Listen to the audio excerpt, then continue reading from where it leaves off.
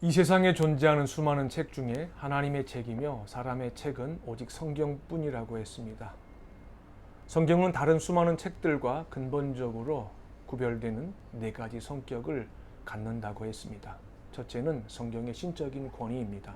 둘째는 성경의 명료성이고, 셋째는 성경의 충분성이며, 넷째는 성경의 필요성입니다. 지난 시간에는 성경의 신적인 권위에 대해서 말씀을 드렸습니다. 성경의 신적 권위는 성경의 원저자이신 삼위 하나님에게서 나온다고 했습니다. 피조물인 인간의 동의나 승인을 필요로 하지 않는다는 말입니다. 이번 시간에는 성경의 명료성에 대해서 함께 살펴보겠습니다. 겸손한 마음으로 성경을 읽고자 할 때 성경의 어떤 부분은 쉽게 이해가 됩니다. 그러나 또 다른 어떤 부분은 이해하기가 어려운 것이 사실입니다.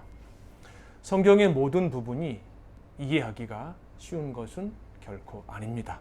그렇다고 해서 성경이 처음부터 끝까지 이해하기 어려운 내용으로 이루어진 것도 아닙니다.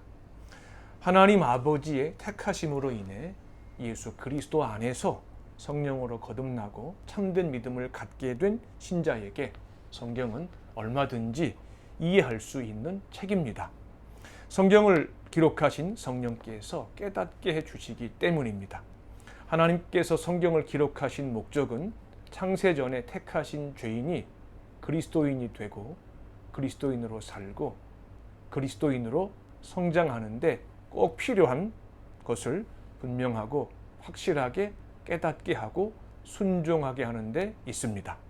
물론 성경에는 난해한 내용들이 있습니다. 그러나 그것 때문에 성경에서 말씀하시고자 하는 내용과 의미를 깨닫는 데 있어서 결정적인 장애가 되는 것은 아닙니다. 시편 기자는 시편 19편 7절에서 여호와의 증거는 확실하여 우둔한 자로 하여금 지혜롭게 한다고 했습니다. 시편 119편 130절에서는 주의 말씀을 여심으로 우둔한 자에게 비추어 깨닫게 하신다고 했습니다. 성경의 명료성은 모든 신자에게 큰 용기를 줍니다. 어떤 신자도 나는 성경을 제대로 읽을 수 없고 성경으로부터 지혜를 얻지 못할 만큼 이해력이 부족하다고 생각할 이유가 하등 없습니다. 성경을 이해하는 데 있어서 우리보다 1세기 그리스도인들이 상대적으로 쉬웠을 것이라고 막연하게 생각하는 것 역시 오해입니다. 신약의 서신서들은 이방인 그리스도인들로 구성된 교회에 보낸 편지이기 때문입니다.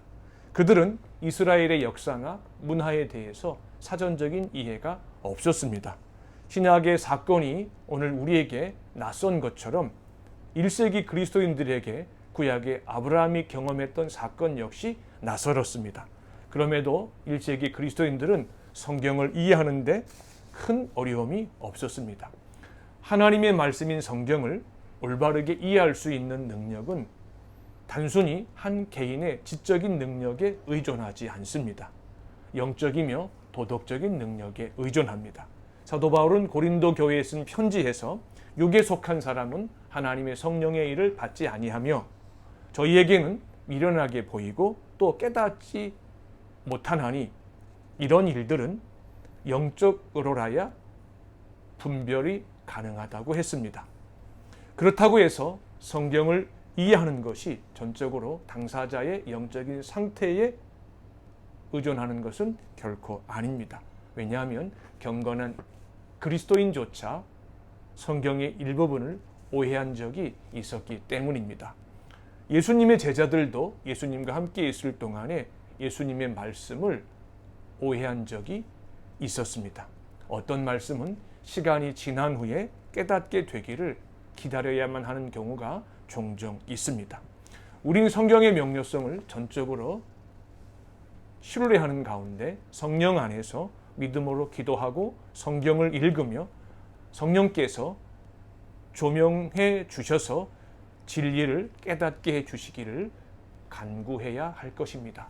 다음 시간에는 성경의 충분성에 대해서 함께 살펴보겠습니다.